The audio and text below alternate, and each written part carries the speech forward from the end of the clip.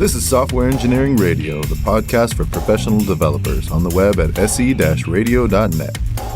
SE Radio is brought to you by the IEEE Computer Society and by IEEE Software Magazine. Online at computer.org/software. Welcome to Software Engineering Radio. I'm your host, Adam Conrad, and today my guest is Matt Arbesfeld. Matt Arbesfeld is a co-founder at LogRocket and a Thiel Fellow. LogRocket was born out of he and his co-founder's frustration with troubleshooting vague customer-reported issues. Prior to LogRocket, Matt was a student at MIT studying computer science. Today, Matt will be sharing with us his story of how he founded LogRocket, how others can found their own companies, pivot to different ideas, and how to successfully launch a product. Matt, thank you so much for joining us today on Software Engineering Radio. Thanks, Adam. It's great to be talking to you today. Very exciting. I actually entrepreneur myself and really excited to meet with someone who is much younger than me and who is kicking things right out the gate with their first company. So that's actually where I wanted to start with, as a disclaimer, what should we know about survivorship bias here? Because this is a sample size of one. You haven't started really, at least any companies we know of prior to this, because you basically came right from MIT right into this project. So I'd love to know more sort of anything we should keep in mind here for folks listening in on sort of about your experience. Yeah, this actually is my third company. Oh, okay. Incorporated company, so to speak. And then even within this company, this was probably the ninth idea that we came up with. So it took many, many tries to really figure out something that worked and people cared about. So definitely there's a survivorship bias at play where, a lot of what I've learned may not apply or is luck, but then I, had a lot of failure as well. So don't want to discourage people it takes many tries to get something off the ground. Absolutely. So I'm actually curious, what were the other two? Because the only ones I knew of was LogRocket. LogRocket is our first C corporation. So in college, my friends and I actually started two different LLCs for mobile apps that we were building. So one was a mobile app that let you basically have multiple phones that played audio at the same time together. And it was an app we launched. And then we had another company that did a mobile game. So basically nothing kind of in the same realm of LogRocket of business software, but basically built some mobile games on the side in college. Okay, and those you didn't raise any money for. It was just you wanted to incorporate so that you could have a real name under it when you publish those games. Exactly, and legal protection, so the company, in case we did something wrong by accident, the company could kind of bear the brunt of that. That's smart, even in college, knowing to lawyer up and take care of yourselves there. That's cool. Great. So as you just mentioned, you got your start sort of at MIT. You were studying computer science. Were you taking any entrepreneurship classes? What really started that seed for you to go, you know what? I think I don't want to work at Google. I want to do my own thing. Really, the first entrepreneurship experience went all the way back to third grade for me. And so I grew up, my best friend and I, Ben, who ended up starting a company, LogRocket, we, in third grade, identified a problem where you'd have these desks in class where when you lifted the desk, if you had anything on top of the desk, it'd all fall off. And you had to lift it to get to your textbooks and your pencils. So we basically invented this contraption that would sit on your desk, a duct tape sort of water bottle holder. You put it in your water bottle, and when you lifted your desk, it wouldn't fall off. So that was really our first foray into entrepreneurship, where we would go after school, we would charge people their lunch to basically install one of these. And, that's kind of where we first started entrepreneurship. We never really took classes for entrepreneurship. Really, I focused a lot on project classes where basically the whole time it was just open-ended. You didn't have to sit through lectures or do homework. You would just build something. That's really where I focused a lot of my time and found the most rewarding. I did the exact same thing. I also studied computer science in college, and I 100% agree with you that the project-based classes always felt the most rewarding because you feel like you're building something and it feels most real to what you'd really want to be doing. And I would imagine, especially for someone who is entrepreneurial and thinking of ideas, the project-based classes sort of give you two really good signals. The first is just building stuff helps you think of other ideas. And then on top of that, you get to work with other people, which is a way to help you find co-founders. So I'd imagine that was something where intentionally or not, you're sort of in these classes going, oh, I kind of like working with this person. I wonder if, they're also interested in mobile game development. Is that something you found when you were taking those project classes? Definitely, yeah. And you find what skill sets are really, you pair well with, and sort of where you're like, oh, wow, there's this whole thing. I had a friend in college who's really, really good at design, and just found, wow, when I was paired with a really, really strong designer, we could create incredible things. So I think that really helps identify who and kind of what the right pieces were to form your founding team. So it ended up being that the person I started LogRocket with, I didn't go to college, so we didn't do those projects, but definitely learned a lot from all those experiences of building things. But did you go to high school together? It looked like, from the research I was doing, that you both went to the same high school, maybe not the same year. So how did you two meet? Yeah, we went to preschool together. We were born, about a month apart. Our parents were best friends, so really grew up together and went to elementary school, middle school, high school, and have stayed in touch, obviously, over the years. But really, Ben was the person who introduced me to technology and building things. So, have a lot to thank for just introducing me to this whole world. And remind me, was Ben your co-founder, if you will, of the desk tool that you had in third grade? Oh, yeah. Yep. So you guys had a history of entrepreneurship from a very early age. So I'm imagining that, you go to different colleges, you start different things, and you sort of come back to it being like, hey, I've been thinking about this idea. And he says, yeah, I've been thinking about that idea too. Is that kind of how it started? How did you guys sort of reconnect on that? Yeah, so we were actually in San Francisco for the summer. So it was a summer internship, and we decided, let's live together. I was interning at a startup. Ben was at Google actually at the time. And, just after work, we'd ideate on ideas. Some days we would just make pickles or some kind of random activity. And other days we'd say, what are some problems that we'd love to solve and would be interesting to tackle? So that was really the original genesis of LogRocket, was going home, ideating. We had a giant whiteboard that we brought in and just, brainstorming together. Okay. So before I dive into that topic, because I'm very interested to hear those sort of early days because even just you saying that, it sounds exactly like the sort of Silicon Valley ideal scenario where you're not in a garage, but you're in the living room, you're sort of ideating on topics. It just sounds very quaint to the idea of what a software engineer thinks about when starting a company. But before I get to that, I did think about this one quote I saw from Paul Graham one time where he talked about if he could go back to school, he would study physics instead of computer science, because he felt like he got enough computer science education through the programming he did on his own because he was already passionate about it. But he felt like if he had a different degree, then it would allow him to sort of explore opportunities and ideas more broadly. So if you could do it again, would you still stick with the CS degree at MIT, or would you have studied something else? I think nowadays, especially with so many ideas in just pure software engineering are covered by software engineers, that it makes a lot of sense to be exposed to a whole new area. I don't know if physics is it, but like building spaceships or building, airplanes or chemical engineering. I think there's a lot of different areas that need software developers to contribute to. So I think that makes sense. I think the other side also, and something I benefited from a lot, were humanities classes. Like, I think a big part of starting a company is communication, writing ability, be able to craft a story and a pitch to investors. So I think like that, I didn't do as much at MIT. MIT is not really known for its English classes, but especially growing up, spent a lot of time just writing essays, and communication was super valuable for starting a company as well.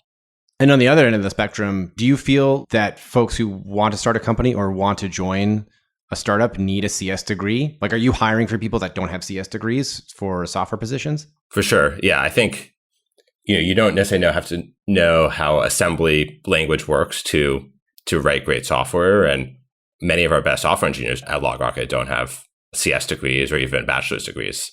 So 100%, I think you can be an amazing software engineer without a CS background, or any real formal education for that matter. So if you don't have friends that you've known for years and you don't have college, where are people finding their ideas? Like, so you had said that you had your first idea with your best friend in third grade.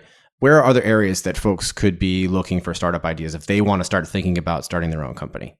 The original way we came up with LogRocket was an idea I had working at this startup. So I think the best place is by exposing yourself to a set of problems that are unique, and that might mean, say if you're an engineer, maybe try working closer with the sales and marketing folks for a couple quarters or a couple years, or join a chemical engineering company. Broadening your horizon of the types of problems you work on, I think, can really help expose you to different sets of ideas. I'd say the other thing is building relationships with like a diverse set of people. So I think people are spreading out a lot more from the Valley, but, being in Boston, get a chance to talk to a lot more, people doing PhDs or people pursuing finance or art, so I think kind of having communities of different types of people has really helped broaden sort of my purview into the world and sort of the types of problems that should be solved. Yeah, and you touch on a good point about exposing yourself to a lot of different people and a lot of different ideas. That sounds like a good idea for finding a co-founder. If you didn't have somebody who was your best friend since preschool, how would you have gone about finding a founder? Would it have been through something like your coworkers? How would you have sussed that out?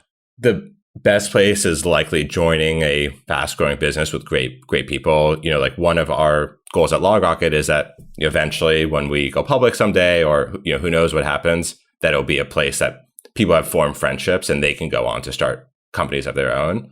And I think you see that now with a lot of the great Silicon Valley companies like Airbnb and Coinbase, that people are taking the ideas they learned from those companies and starting their own. Especially it's hard with COVID, but I know there's a lot of different types of meetup groups to go to where you can form friendships there, or even just reconnecting with college friends.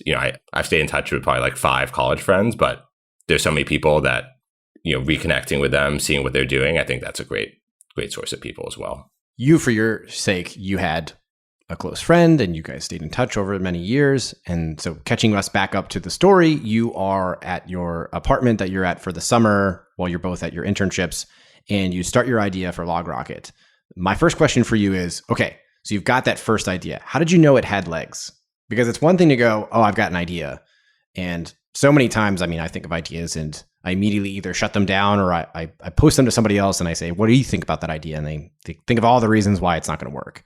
So how did you know that this one was good enough that it shut off your brain saying, I don't know if this is a good idea, to actually, we should keep going with this? Yeah. Ultimately, the only ideas that have ever worked for me are ones that I myself have experienced the problem intimately and know I'm not so unique in this world. There must be at least 1,000, probably 100,000 people just like me who are experiencing the same exact problem. Actually, the original idea that we did in the living room at 10 p.m. brainstorming wasn't LogRocket at all. It was a whole different idea about updating apps that are in the App Store automatically. But I had built enough mobile apps to know that that was a really important problem to solve. And there were going to be people and companies that would invest in that. So, anytime that I've tried doing an idea that I myself would not personally use or benefit from, I haven't been successful. But when I've focused on pain points that I myself know really well, it's worked out. So obviously that's like a survivorship bias, but that has kind of been my guiding light for how to choose ideas and make decisions there. Right. But that's an important point, that you noticed the opportunity where either you could run into failure later on, or that, to your point of pursuing your passion really and finding a problem that you thought was worth solving, you quickly found out pretty early that that wasn't going to work. And in fact, you said you pivoted 9 times. Yep. So that first idea, we actually got that up to about 5,000 MRR in a couple months. So we started it kind of midway through the summer, and by the end of the summer, we had almost 100 customers. But we didn't feel like that idea had kind of long-term potential because we were essentially circumventing the Apple App Store review process. So there were sort of like legal and compliance issues that we felt could affect us with that particular project. And we just didn't feel like we wanted to invest years of our life just to have one day we wake up and Apple has shut us down. So that's when we started pivoting. And by the time we started pivoting, we had actually already raised a round of venture capital. So we had some time to kind of figure it out and go through this process of trying different ideas until eventually we tried a bunch of ideas that we ourselves didn't really have a personal connection with. So we went all the way back to another pain point that I had that was a founding idea behind LogRocket. And that's what ended up working for us.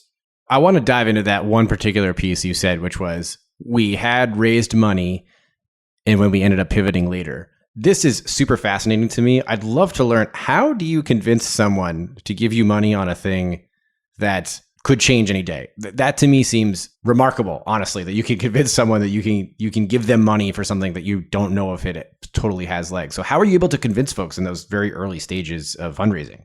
I think a lot of that comes back to storytelling, and especially early on, investors are not necessarily saying, this is the idea that's going to go big. They're really believing in you as a person, as a team. And we knew we were going to have to make some changes to build a long-term business. So our investor kind of was on board with that idea that it was going to take us some iterations to get to where we need to be. And it was also a small amount of money for this particular investor, Matrix Partners. They have a $500 million fund. If they're investing 0.1% or 0.01% in one company, they're not really investing that much to this idea. So it's almost like if we go buy a $15 entree and it's really bad, you don't feel that upset about it, because it's a small enough amount of money relative to other things. But if you buy a $150,000 house and it's really a garbage house, you feel really bad about it. So I think there's like an order of magnitude where below a certain point, the investors don't get affected by losing that money. And that was helpful, that we found investors with deep enough pockets that they weren't upset that the original idea didn't work and now we're going to have to try some different things. Yeah, and you touched on a really good point, which for the folks listening at home, I've now collected already 3 awesome nuggets of advice, which I've heard from many other folks, and I think you're just saying exactly the same thing, which only adds validity to it. The first one is solve a problem that you want to solve yourself. Having passion around the problems is a huge thing. I've heard that so many times, but it's great to hear you say it because it really puts validity to it. The second thing is about finding people you really work well with, whether it's through, finding a diverse group of people where you can share ideas or spread out the duties. That's a really good thing. But as you had said, you spent a lot of time with Ben before you ever started a company. So you had a lot of trust in each other. And then the third thing, which you just mentioned, was that you don't necessarily have to have a good idea so much as you have to have a great team that people can invest in, because they're not investing money necessarily in the idea. They're investing money in the people to turn that idea into reality. So, and I've heard that many times as well too, that if you have a great team, it can almost supersede a product in that sense. Because if you have really good people, you can effectively build anything, right? And lots of companies pivot. For folks listening at home, those are definitely things you should take away from thinking about, any roadblocks you might think about in trying to start a company. But I wanted to get back to the point about the pivots. So you obviously had already raised money before you pivoted onto the actual LogRocket idea. How did you know that you needed to stop pivoting? That you said, okay, this is the LogRocket we want to build, and this is something that we can actually take and run with? I remember probably the night before we came up with the LogRocket idea, we were working on another idea. We had been up for all night and probably multiple days in a row preparing for this presentation for this other idea. And we gave the presentation, and this was to one of the investors, and they were like, this is just a bad idea, guys. Like, you need to move on. After that, we said, we're going to have one more idea. This is the one we're going to go all in on. It's this or bust. And we went back to the whiteboard. We thought through, first of all, what are the changes in the world that will enable a new company to be built? And then we came up with this change around front-end development, around more and more moving to front-end and React and Angular and Vue. We said, that's going to be the change. What are the problems that are now in that world that we ourselves know intimately well? And that's where we came up with the troubleshooting bugs idea. I think going back, and this is a big value in our company today, is thinking from first principles. We took a step all the way back to the beginning and said, like, what's the change? What's the problem? And then once we saw that, and we said, we're not going to change. We're going to go deep in this idea. And we spent the next year just building it, honestly. People say, oh, launch early, but we spent a whole year just from that point building it, making the marketing website, preparing for launch. And ultimately, having conviction in that idea let us go through that full year without needing to pivot or question ourselves. But that was going to be the last idea. If that one failed, we were probably going to pack it up and probably try to apply for a job at Google.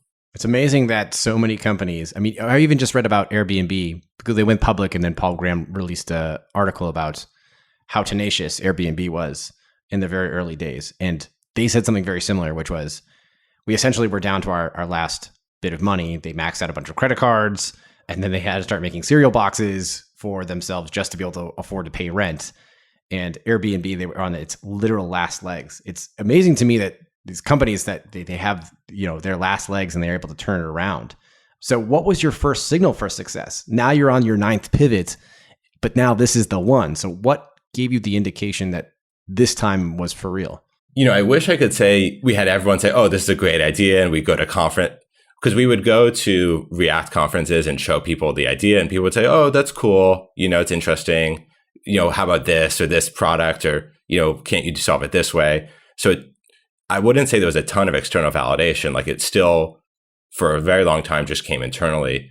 I think where we really started believing was my co-founder, Ben, implemented Stripe into our product where people could just sign up and self-serve to buy sessions with us. And the first time a customer, without ever talking to us, signed up, went through the 14-day trial and put in their credit card, that was like, wow, this now seems like it's going to work. Like people are going to do this and sign up and use the product. And that was the moment where we really believed we had something. But it took a year just to get to that point. It was a year where we didn't know if it was going to work. And sometimes we'd say, maybe people just don't care enough. Yeah. And I think that comes back to your passion point, because the truth is, even that's not really truly success, right? Like just because you have one customer doesn't mean you can afford rent or that you can pay the bills, right? But just having that faith that, okay, we made it all the way this far to someone actually paying us money without having to basically like twist their arm to get money from them, and they want to use it. I think that's a really good validation point and sort of a good next step.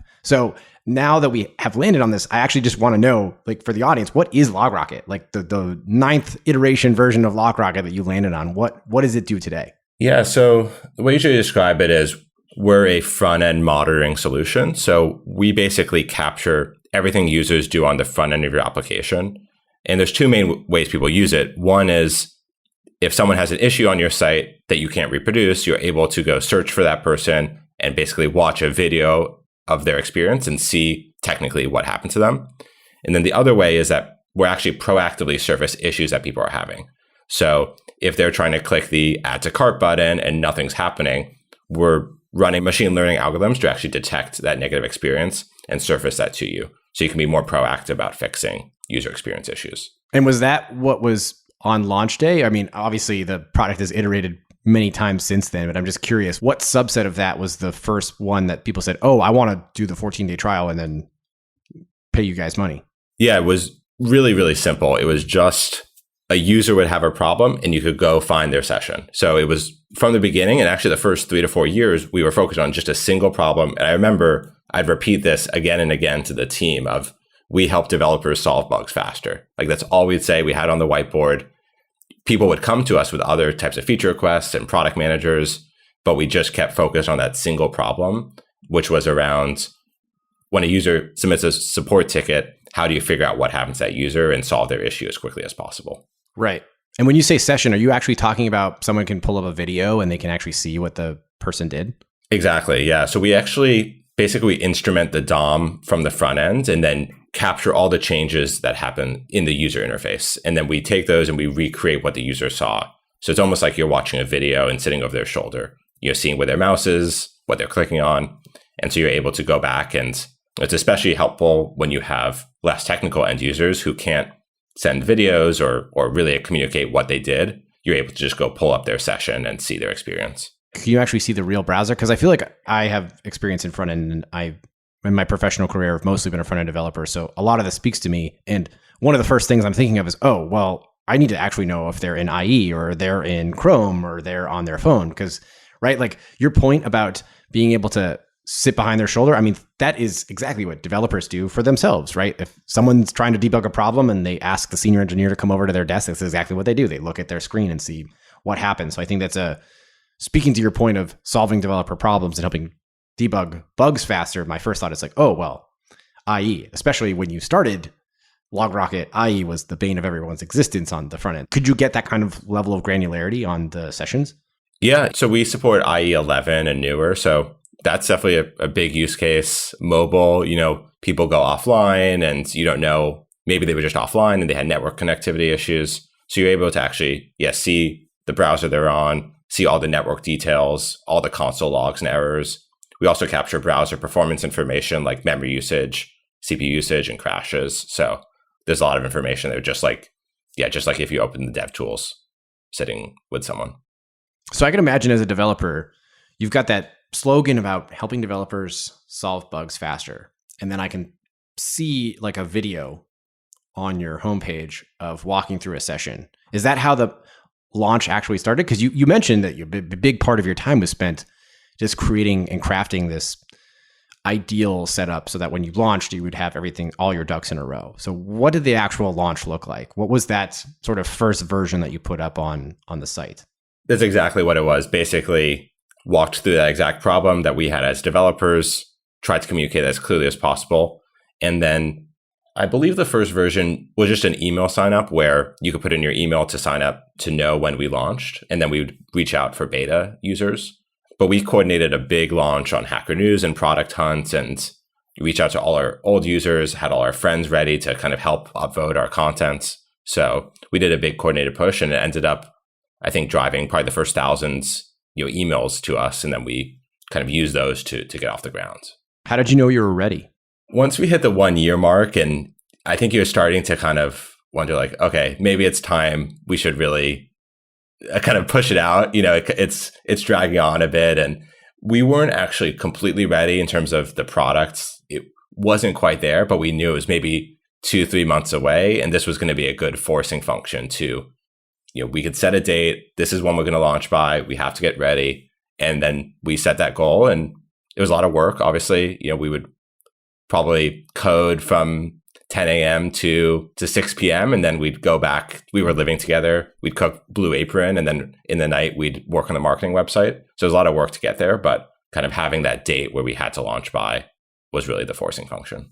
That's why I wanted to ask, when you hear about the entrepreneur that just started it over a weekend and you've got to launch early. And if there's that old advice of if you launch when you're comfortable, you've launched too late. And it sounds like you were ideating on it for quite a while and you just basically said, okay, 1 year is just too much.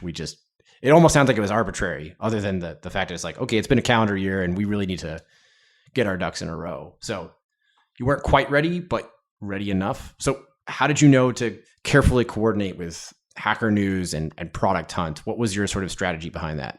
At that point, didn't really know another way to get users besides post on Hacker News. I thought that's the only place you could find products was Hacker News in my mind. So it was really our only option of how do we get users. And we had done some coordinated launches on the past for Hacker News and those and had seen success. So that's how it came about. Since then, we've kind of developed new marketing channels and strategies. But I think it's a great way to get started as the Hacker News post, especially back in 2016, 2017, where Hacker News was really vibrant kind of before Reddit took off. Yeah, I mean, this year felt like it was 5 years. So that 2016 feels like it was 2 decades ago. So easily, yeah. And a lot of things have changed. Yeah. So if someone is listening today, what are those things you've learned? I guess it's really 2 questions. One, do you actually need to have a big launch event? And if you don't, what things would you teach others today that they could learn from your mistakes as to how to successfully launch beyond just posting to Hacker News? You don't necessarily need a big launch, but you might as well, because it's one of those types of things you can really only do it once or twice. It works reasonably well to generate interest. So I definitely encourage people to do it. On top of that, though, I'd say really think, just as much as you think about your product, think about the distribution channels. And that's something we thought about from the beginning of, it's great if you can build a product, but if no one can find it, it's like if a tree falls in the woods and no one sees it, did the tree even fall? So equally important to the product is the distribution. And just as we were thinking about developing this product, we were thinking about our marketing strategy and how we would bring it to market. And specifically, we were focused on building out our front-end blog for front-end developers. So that would be my other advice is depends on the market and what you're going after. But really, when you're putting together your plan for what to build, unless you have a way to reach users and acquire them, it's not really a product. And there's benefits and drawbacks, by the way, to your point about knowing your audience and finding the right distribution channels. What I've found as a plus for somebody like yourself is you are a developer and you're speaking to developers, so you know them better than anybody else because you are one. So you have that advantage of developing a developer tool, right? The downside, I think, which I'm sure you know right off the top of your head is, well, developers have put a lot of scrutiny onto things. So you know your audience, and you also know that your audience is putting a very sharp lens over what you're building. So there's benefits and drawbacks to every audience, but I think the resonating message is if you are not your target audience, you have to find them and go where they go, right? Because Hacker News is for hackers, it's for software developers, it's for people in product, right? But Hacker News may not be the right place if you're building, say something for chemical engineers, like you said. So do you have any advice on sort of finding the right people for those distribution channels? It depends on what you're going after. I think we've done a content strategy here at LogRocket because as front-end developers, I would be searching React component props day in and day out. So half of your job as a developer is just searching for things. I would kind of think through the same for a chemical engineer. Actually, my partner's a chemical engineer, so I would just ask her. But whoever your audience is, ask what their day-to-day looks like. Are they searching for things? Do they read their emails from people trying to sell them things? Do they pick up their phone? What does the day-to-day look like of the person you're trying to sell to? And then how do you insert yourself in there with your product? But first and foremost, it has to solve an important problem for them. It has to have an aha moment where they say, wow, this is going to solve a big problem for me. But definitely kind of thinking about their day-to-day and where you can insert yourself. And in some cases, there's nowhere to insert yourself that you may not want to build for that audience if you can't actually get in front of them in a efficient way. That's good advice. And I think you brought up a good point, which was solve an important problem for them. I would add is a big enough problem that they're willing to hand you a check. Because as you said, the sort of aha moment for you guys was that you had someone who you didn't know, who found you, who signed up for the 14-day trial and then paid money. So that's a really strong signal that you're onto something there. So there's a big gap between your first checks from Matrix, the launch of that first sort of version of Pivot 9 of LogRocket to today, where you've raised $30 million. So I'd love to dive in more to that sort of fundraising piece. We sort of touched on it a little bit earlier, but I'm really curious, how did you get to that next level of fundraising? So you've got your initial investments, you built something, people actually want to pay for it. You've got a version of LogRocket that you know you want to pursue. How did you get to that next step? Yeah, it's interesting. Once you have that first customer, then it's all about customers. It's all about how many customers are you solving and how much are they paying you is really the function of, for better or worse, that's the amount of value you're creating for people. So to get to that fundraise, we were laser focused on hitting our revenue goals and growing our marketing and our customer base.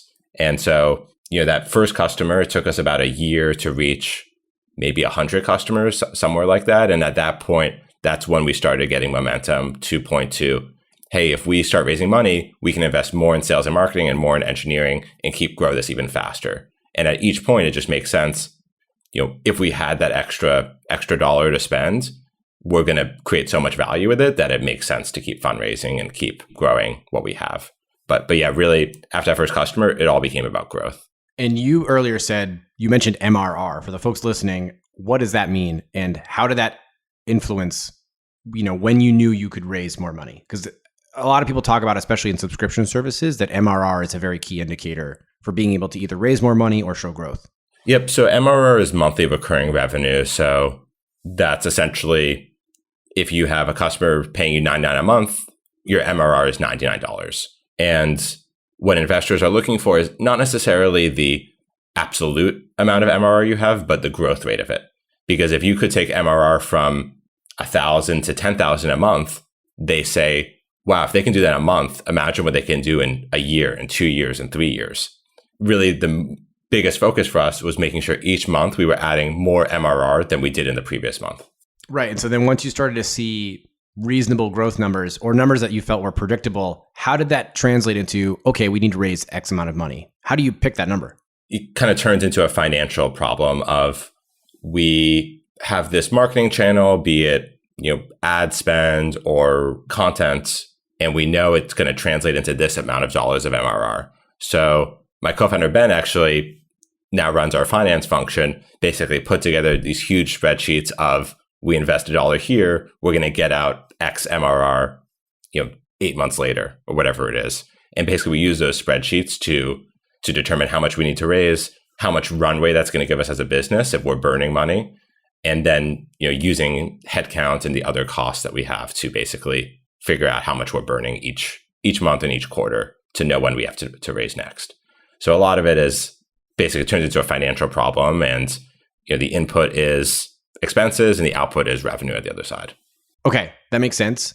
And the next question I have on top of that is, now you know how much you need to raise, and is it true that 18 months runway is about what you want to target if you're a founder and you're looking to figure out how much do I need to raise in advance to support that?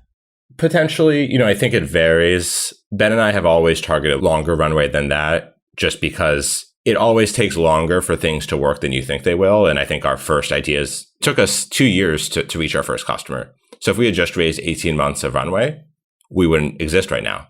So I always encourage people, raise a bit more than they think. If you can get away with it, raise 24 months of runway or 30 months or 36 even, especially now with so much money in the VC markets. I think you're best off if you can raise enough that maybe 18 months, you need another year to kind of get to the next stage. You're better off as the entrepreneur if you've raised that extra money prior.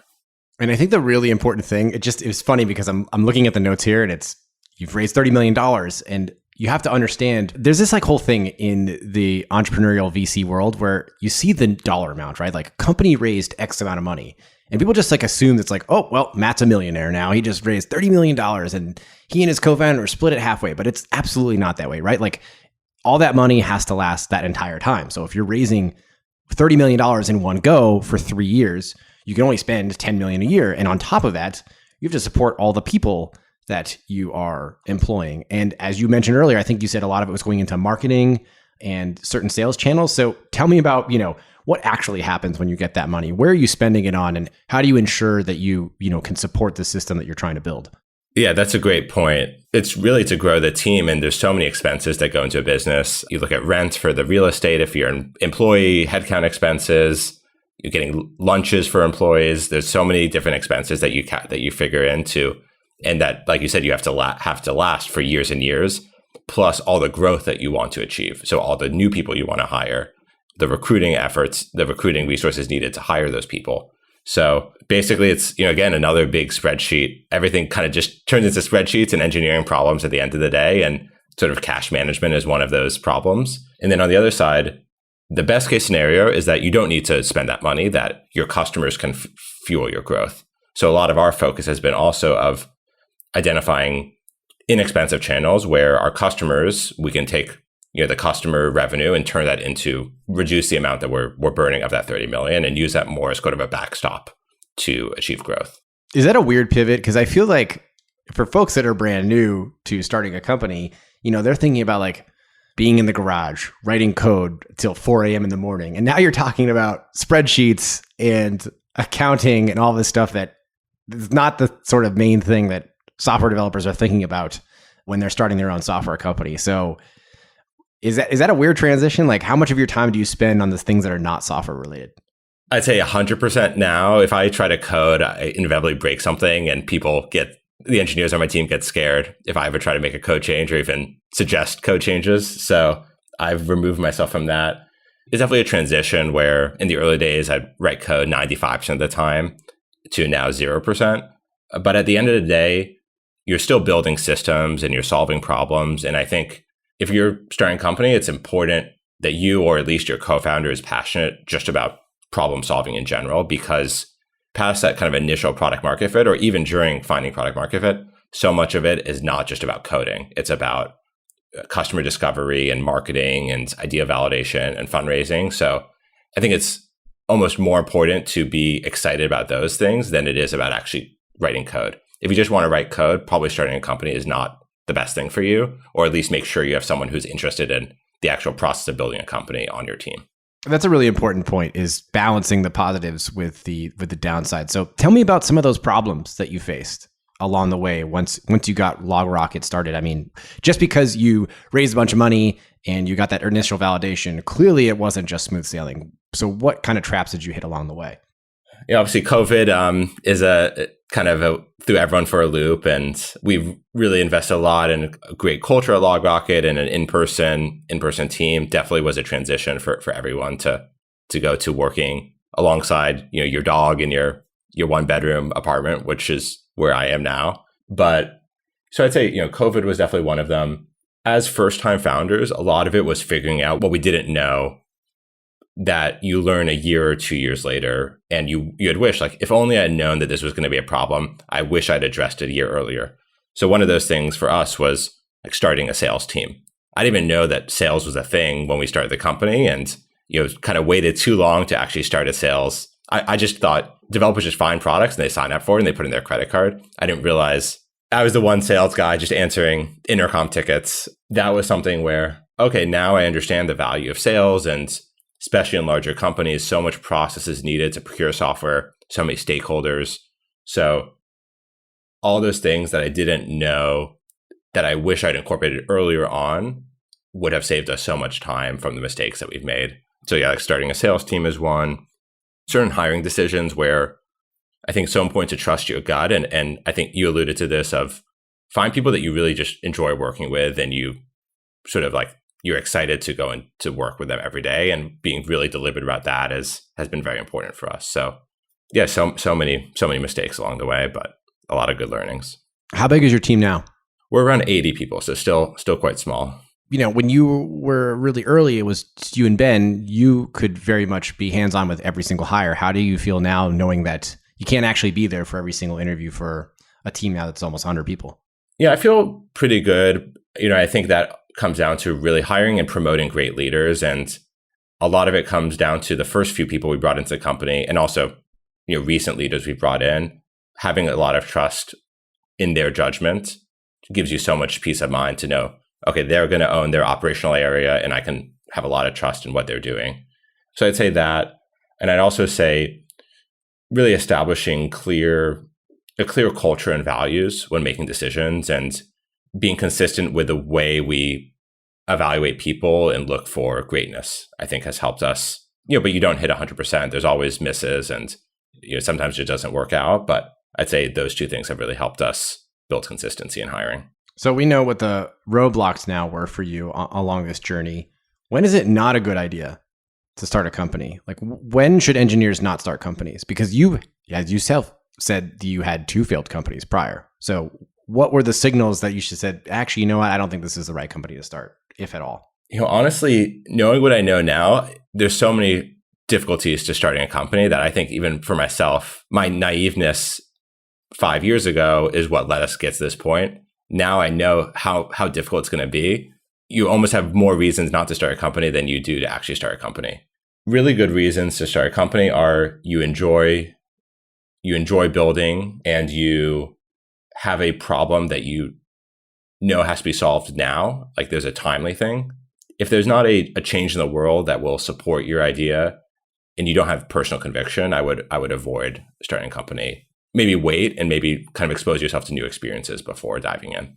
Do you think it's binary though? Because one thing I've been really thinking about lately is there's this whole group of sort of like indie hackers, like there's a whole site about this, where, you can start a small company and you're just constantly working nights or weekends. Like there are, I think it was Sidekick was one of them. It's like a Ruby plugin that essentially was just open source. And then at some point they decided to release an enterprise version. And now the guy makes like 80 grand a month on just this sort of open source side project. And I know Cypress, the front end framework, just raised like $40 million. And that was purely an open source project. So do you think there's room for the companies that aren't quite VC ready, but they have enough passion and conviction that they want to keep going with it, part-time? Definitely. Even LogRocket, our genesis was we were in school and working on it between classes or in the back of the lecture hall, on my laptop coding. I think you can make a lot of progress, especially if you don't have other distractions in life. I think it's really hard when you have a job or supporting a family, have all sorts of social activities. Like, it can be very hard to balance more than 2 things. I think can be difficult. But if you're able to, have your job and also pursue a side project, I think that's a great way to get started. Or if you're in school, that's a great time to explore ideas, and is a really a safe place to try things and fail. That being said, I think especially in developer tools, the space we're in, there's sort of a minimum bar of effort that you have to put in to get past what a developer can do themselves. So there was, I think, certain ideas you have to commit to, or at least really invest, know you're going to spend years and years working on this problem because you need to reach a certain level before it's going to be valuable to other people. Yeah, that's a really good point. And I appreciate the advice, because as someone who has a child and a day job and is doing a side project like this, it sounds like I've got a big uphill battle to face. It's not purely binary, right? Like, not everyone has to raise $100 million and become Facebook to become a successful company. There's plenty of people who can do this on the side and make it work. But I think, to your point, it's just about balancing those things. Like, if you have a product that requires a lot of polish, just understand that it might take you several years to launch, as opposed to, some of these like fanciful ideas where they could launch it in a weekend. Well, that clearly has a very different bar for what the customer is looking for than, like you said, something in developer tool space. So the last thing I kind of wanted to pivot on around this topic, sort of like the part-time work, is also around the topic of remote. You talked about this earlier, that COVID's obviously been a challenge for not just your team, obviously for everybody. It's been a massive challenge, and it's almost impossible to avoid any podcast without talking about COVID right now. How is your company pivoting on this? We were talking about pivots. How are you pivoting in terms of being a remote organization? Is that something you want to continue with? Are you going to invest in a hybrid option? You mentioned that having an in-person culture was super important and super valuable for the folks that you have in your teams. How are you thinking about this going forward? We're still seeing how things play out. That being said, I think, a big part of why I have always loved working at startups is the group of people you're working with, and you just don't get the same vibe or value from it when you're just staring at Zoom all day and talking to them. So I'm a big believer in at least having the option. Like, I consider work like one of the places I enjoy going and talking to people and having lunch and, hanging out. Or I'm a big believer in at least having that as an option.